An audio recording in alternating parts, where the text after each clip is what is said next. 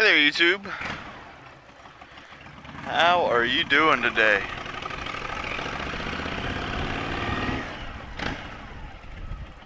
I'm doing pretty good. Ended up taking the day off, and I haven't rode in a while. I haven't done a video. I still am working on.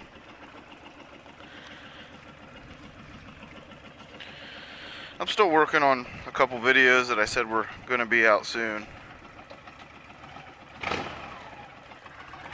Look, I feel like a noob. I can't even. Now I'm in second. Man.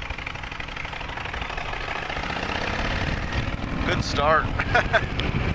Anyway, yeah, I ended up taking the day off. I had all last week off, actually. Ended up remodeling my bathroom, so I never got the bike out once, and I wish I would have, because here in Ohio, we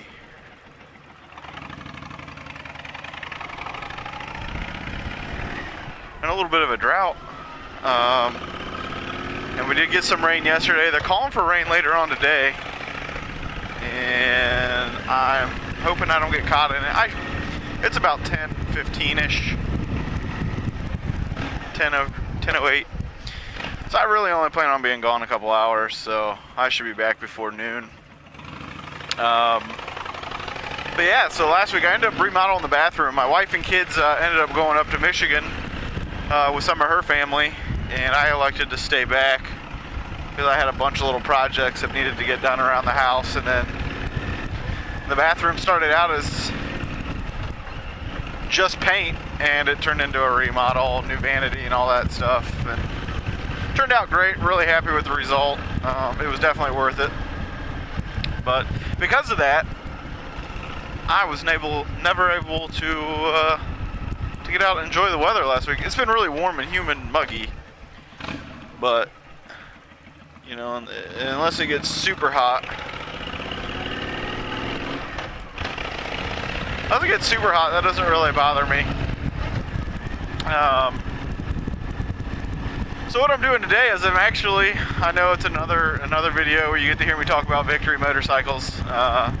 They should just hire me as an endorsement, so a spokesman. So I actually stopped in the dealer the other day. You know, they just introduced their 2017 lineups, and I decided, well, let me go in and see what kind of deals they have on the 2016s, because it's that time of the year, especially here in Ohio. And they have some deals going on the cross countries. I mean, on all their bikes, but they have some pretty good deals going on the cross countries, and the dealer themselves are throwing in a little bit of extra just to push the bikes out. So I'm really taking this in today to get man, I gotta stop saying so much. I'm taking this in today to get a trade-in quote. He gave me a rough quote the other day, but without actually seeing the bike, he couldn't give me exact, which I understand. So I had been talking about the Tours, which I'm not ruling them out. They actually have 2 used Tours at the dealer. But with the new bikes, I know I had said, well, originally I was going to go with an 8-ball, which is just the stripped out version. And then after that demo, I was like, no, I'm definitely not going to do that. Which, they have an 8-ball in, and I tell you what, like, I love black, like the black bikes. I went in and they had a red one, like fire engine red. With the cross countries, they've pretty much changed them all. So a lot of them are, are blacked out. I mean, there's not a whole lot of chrome on the bikes anymore, unless you go with the Tour or the Magnum. And at first I didn't like that, and the more I've thought about it and looked at it, I'm like, yeah, I do kind of like that. Chrome is so hard to keep clean. I do like a little chrome, but man, it's a lot of work to keep it clean. And and the only way to get a regular cross country, excuse me, the only way to get a cross country in black besides the Tour is the 8-ball. Except for the 2017 models, they actually did away with the 8-ball, and they came out with a black regular cross country. on the newer models, 2010 through 2013. I think they made them in black. But the 8-ball, man, it is really sharp. Just the black on black, everything's blacked out. I just really like the look of it. So, you know, he gave me what the sticker would be, and then I have a couple add-ons that I'd want to put on it. So I'm just trying to work out numbers to see if that's the route I really want to go.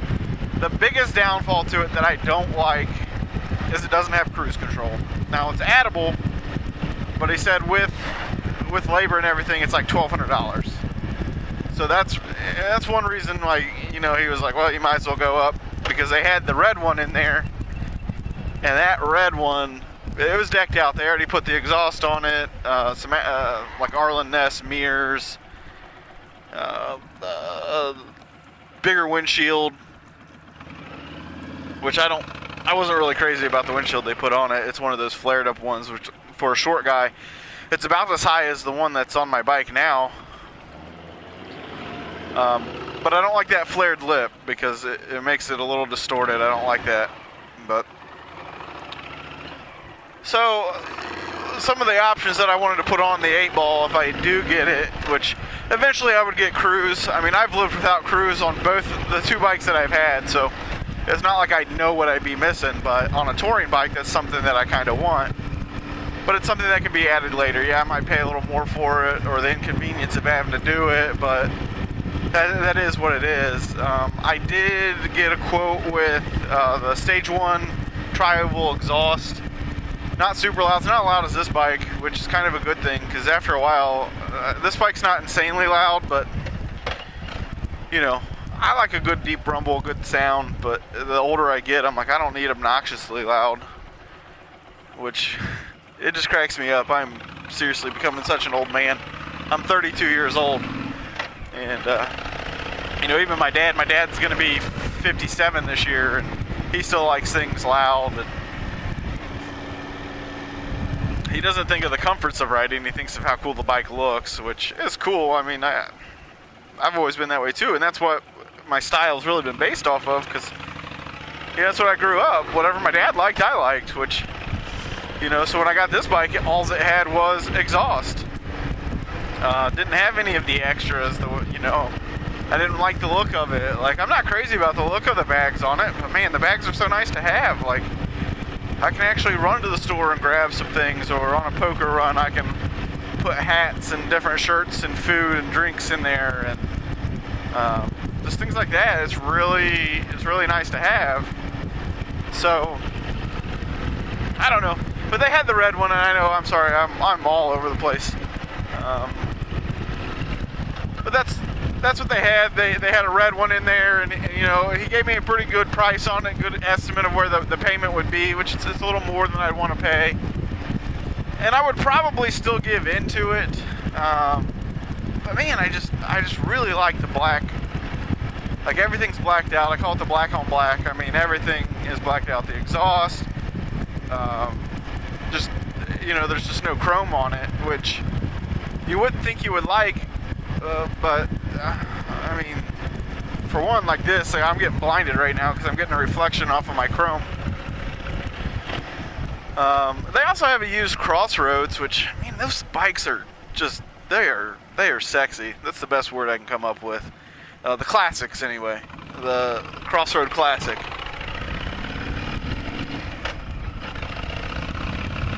And they do have two of those in.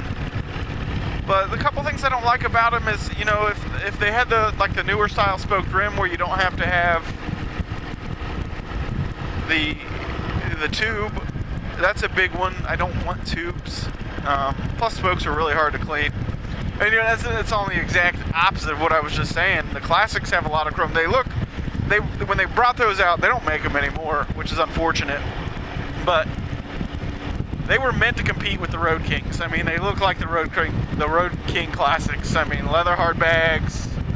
You know, comes with the windshield. Everything about it just screams Road King.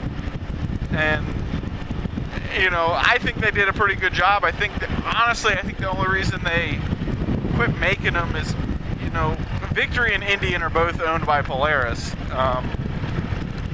So I feel like Polaris has really given a lot of effort reviving that Indian line, because it's the name. I mean, for one, yeah, Indian one, just was brought back 6 years ago, something like that. They never had a good track record of staying in business. Harley really took off, but people know the Indian name. They know it's an American-made bike, even though Victory is American-made, and they're all American assembled. Harley, Indian, Victory. I know. What is it? Oh crap! I lost my train of thought. Oh, I read an article the other day about how like Victory and Indian are actually like almost 90% or something like that American assembled compared to like the 65%, or American made compared to like the 65% Harley. I don't know.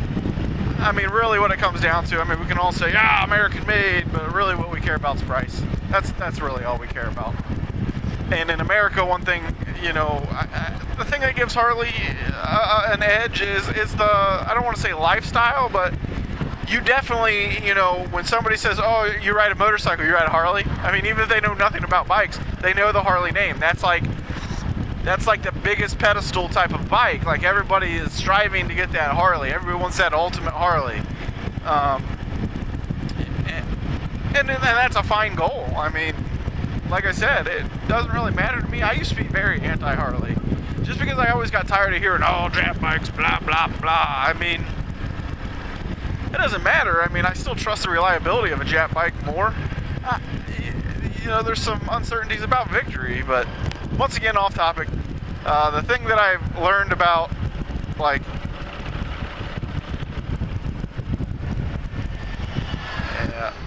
Indian and Victory, like, Polaris is really putting a lot of effort into Indian, and they showed it with their 2017 models.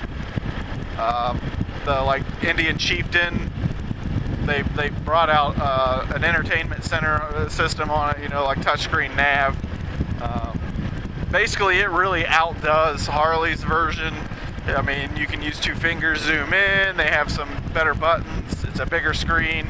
They really are trying to compete. They're trying to get that Chieftain to compete with the Street Glide, which is fine, but like for me, I mean, you're going to pay more for an Indian, but what I've heard, I mean, they put the 111 motors in it, of course, and it is a little more luxurious. I mean, they put some more time and effort, but man, I don't like the front fenders. I'm not crazy about their fairing.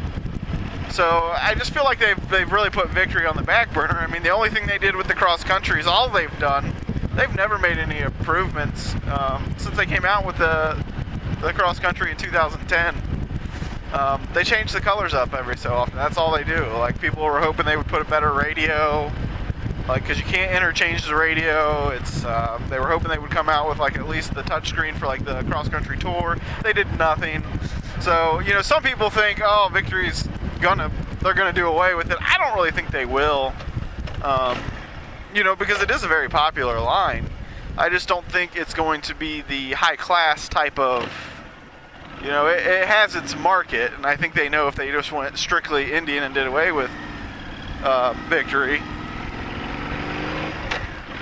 that, that would probably be a mistake, that they would lose some customers over that, because you gotta like the Indian look. I mean, plain and simple. I mean, there's a couple of their bikes I think are beautiful. Man, that Springfield, which I think that's why they kind of dropped to the Crossroads. They said, hey, let's bring something to compete with the Road King with,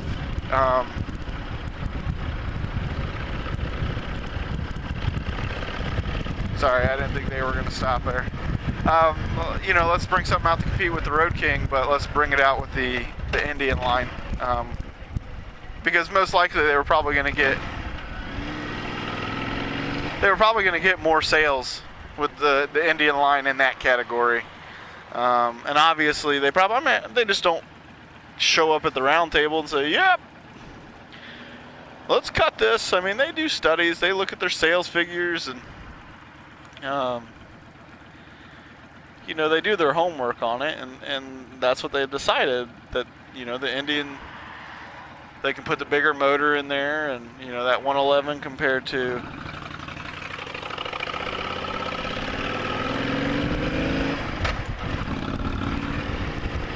that 111 compared to the 103, and so get a little more power. I mean, I think it's a sharp bike, and now they're doing those dark horses, which are competing with the Denim, any of the Denim bikes. Like when I started my vacation, like I had a bunch of stuff. Like I had to shampoo the carpets. My kids have a bunk bed; it needed painted. The bathroom needed done. The whole house just needed cleaned. I had to go to the cable company because my bill, if I didn't pay that cable bill, I swear it would be a no-brainer to get my new Victory. And that's the other thing. I'm looking at this like, oh man, that's a big price tag for a bike. But my goodness, I pay just as much for cable, and I don't even second guess it. And I mean, the thing is, what's stupid about it is we don't even watch that much. Like, we use Netflix more than anything. I'm not a big TV watcher anyway, and when I am, it's Netflix or YouTube. The only thing I want cable for is football season. And that is the honest to goodness truth. Like, I want to watch my Buckeyes and I want to watch my Bengals.